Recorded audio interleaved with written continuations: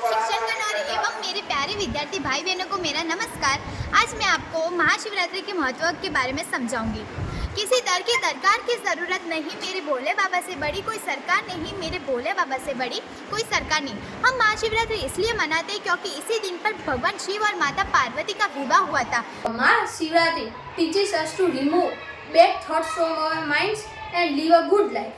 It also reminds us to stay strong during tough conditions and believe that good days will come.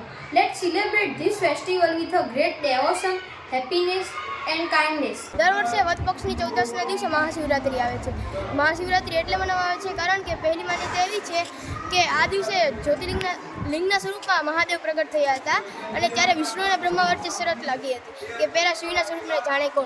આ બંનેમાંથી શિવના સ્રૂપને કોઈ પણ જાણી શક્યું નહીં. दिवस महाशिवरात्रि पर्व पंचांग अनुसार महामास से बड़ा पक्ष से चतुर्दशा दिने आचर्यते। विवाह के पश्चात उन्होंने महलों में यज्ञ करवाया था और यज्ञ में सभी देवी देवता को बुलाया था, पर उन्होंने अपनी जमाता और अपनी पुत्री को नहीं बुलाया था।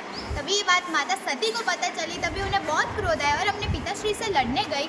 तब उनके पिताश्री ने शिवजी के बारे में अपमानजनक शब्द कहे और वह सहन न कर पाए और उन्होंने यज्ञ की आहुति में अपनी મહાકાલેશ્વર મંદિરમાં આ ઉત્સવ 9 દિવસ સુધી ચાલે છે. से बड़ा पक्ष से चतुर्दशा दिने आचर्यते। आप सभी को मेरी ओर से महाशिवरात्रि की हार्दिक शुभकामनाएं। हर हर महादेव। તમને સૌને મહાશિવરાત્રિની શુભેચ્છાઓ. અસ્તુ. Har Har Mahadev. Wish you all happy Mahashivratri. Har Har Mahadev. Mahashivratri शुभाशया। Her her Mahadev.